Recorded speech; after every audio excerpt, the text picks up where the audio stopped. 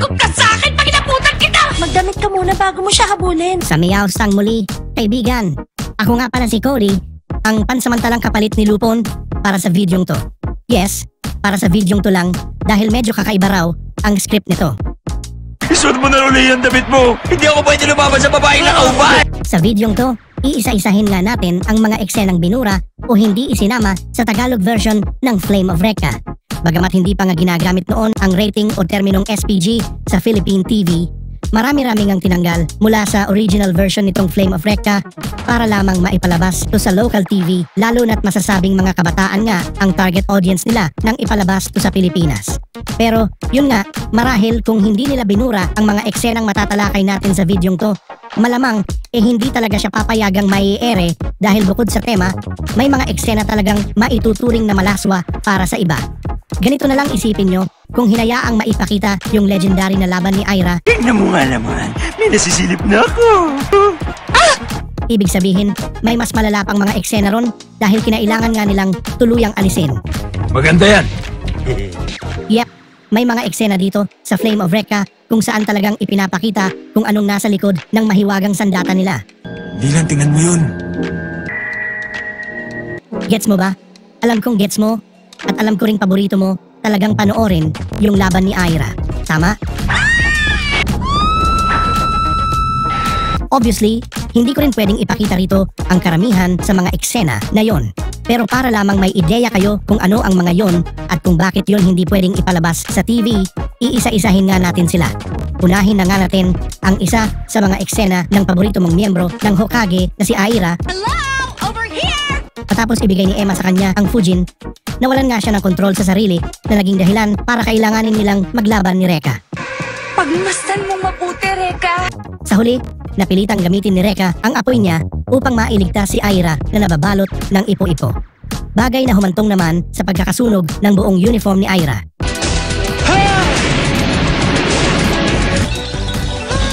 Nasinundan nga ng binurang eksena kung saan nakita ni Recca ng harap-harapan ang mga bola ni Aira na nakapagpadugo sa kanyang ilong. Bastos mo naman! Huwag ako sisihin mo! Patapos dukutin upang malaman ang lihim ng kanyang kapangyarihang makapanggamot, kinailangang sunugin ni Kurei ang buong kasuotan ni Ana.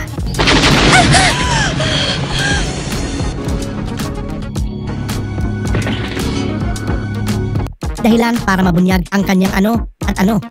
For obvious reasons, kinailangan nilang alisin ang eksenang to sa Tagalog dub. Hindi dahil sa baka magalit si Recca, kung hindi dahil para maiwasang lalo kang tumangkad.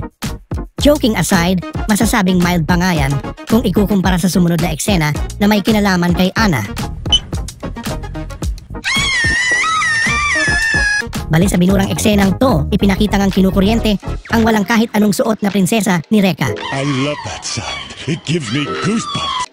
Habang ipinaparinig sa kanila ang mga paghiyaw nito, ikinukwento nga nitong si Gideon ang mga pinagpapantasyahan niyang susunod na gagawin sa walang saplot na si Ana na ayon sa kanya ay nagtataglay ng soft white skin. All over her tender body. Bagamat ipinakita ang ilang parte nito sa TV, hindi nila ipinakita ng buo at kinailangang baguhin ang ilang bahagi ng script mula sa original. Again, for obvious reasons. Bagamat alam kong marami sa inyo ang pinanood ang videong to dahil kay Aira, may ilang bahagi rin ng Flame of Recca ang inalis dahil sa pagpapakita nito ng matinding karahasan. Gaya na nga lang sa mga eksenang nagpapaliwanag kung gaano nga ba karahas ang Urabuto sa Tsujin. It's too brutal. You wanna bring back that bloodbath? Kumbaga, masyado siyang madugo para sa TV. Dahil nabanggit na lang rin natin ang Urabuto sa Tsujin, alam niyo bang bago sila makasali sa palaro ay pabirong inalok ni Aira ang kanyang mga mahiwagang bola para lamang hayaan silang makapasok sa palaro? Bali meron nga raw kasing patakaran ang palaro na kailangang may itaya ang bawat kupunan na magiging kabayaran kapag natalo sila. Yan ang batas ng paligsahan. Matapos, ipakitang hindi tinanggap ng tagapamahala ang alok ni Max na t-shirt. Ibibigay ko ang Anjo Yoyi professional t-shirt ko! Hindi pwede. Ano? Sunod nga dapat na ipapakita ang binurang eksena kung saan inalok ni Aira na hahayaan nitong makita o mahawakan ng kalbo ang kanyang mahiwagang mga bola. Well then, how about I show you these puppies? Marahil dahil confident siyang hindi sila matatalo. How about a chance to feel my big luscious food? Come on, you know you want them. Sa kabila ng matinding offer na yun na naka-excite, hindi lang kay Max, kung hindi pati na rin sa pasimpleng mahilig na si Reka, Really? Feel your Get a load of those. pinalagpas nga ng matandang kalbo ang pagkakataon na mahawakan ang pangarap mong mahawakan. Now that sounds real nice, but I can't do it. Sayang ba? Pero, yun nga, tinanggihan niya yon dahil ang target talaga niya ay si Ana. Pero wala akong masyadong ipagmamalaki. Hindi yun ang ibig niyang sabihin. Hindi dahil sa mas type niya to, kung hindi dahil yon ang utos sa kanya ni Mori.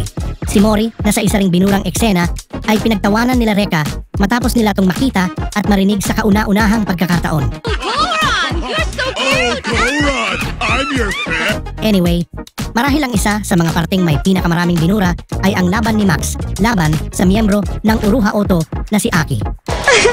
Masyado ka namang mainit.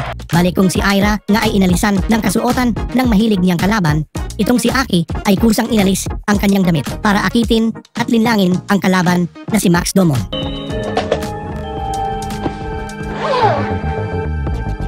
And yes, talagang ipinakita ang kanyang mga ano, kaya malabo talagang maipalabas sa TV. Bagamat isa lamang yung ilusyon na nagmumula sa kanyang mahiwagang sandata at tanging si Max nga lang ang nakakakita. Teka.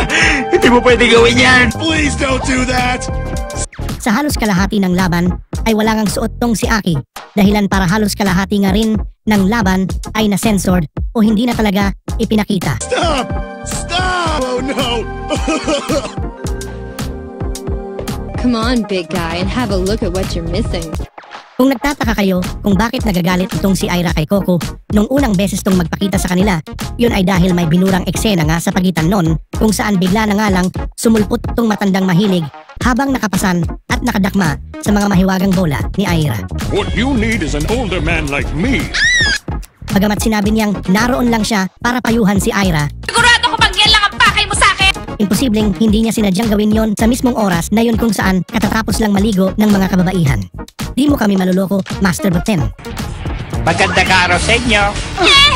At para sa pinakahuling binurang eksenang matatalakay natin dito, ang eksena kung saan sinusubukan ngang akitin ng isa sa mga Flame Dragons na si Rui ang master niyang si Reka. Bilang bahagi ng kanyang pagtitraining, kinailangan ngang makaharap nitong si Reka ang tunay na mga katauhan ng bawat isa sa kanyang mga Flame Dragons. Nang makaharap niya sa kauna-unahang pagkakataon si Rui, agad na dumugo ang ilong niya matapos niyang makita kung gaano to kaganda at kakit-akit. My master is such an innocent man. Can see her, but. Matapos sabihin ni Rui na masyado pa palang inosente ang master niyang si Reka. Lalo pa nga niyang pinadugo ang ilong nito matapos niyang tuluyang tanggalin ang lahat ng nakabalot sa kanya. Pretty sure you're going to like this. Dahilan para mangiyak-ngiyak ngang makiusap tong si Reka na itigil na nito ang ginagawa dahil hindi niya raw kayang lumaban sa isang babaeng nakahubad. Please stop it! You're torturing me. How can I fight a naked woman? Dahil sa ipinapakita ni Reka, pinangaralan siya ni Rui na kung sa pagkakakita pa lang ng balat ay nadidistract na siya, malamang si Reka nga raw ay isa pa talagang baguhang ninja. Ninjas have been trained to deceive and distract the enemy. At ayon, kung interesado nga kayong mapanood ng buo ang mga eksenang yan, ay suggest na panoorin nyo nga yung original o kahit yung English version ng Flame of Reka. Dahil hindi gaya sa Tagalog version, hindi nga nila inalis ang mga eksenang yan doon. Mga eksenang sa totoo lang ay masasabing mild pa kung ikukumpara sa mga eksenang pinagkunan nito sa manga. Yes, ang mga eksenang to ay mababasa o makikita rin sa manga. At ngayong alam nyo nang may ganitong mga eksena pala sa Flame of Reka, may nag-iisip pa rin ba na pambata lamang ang classic anime na to?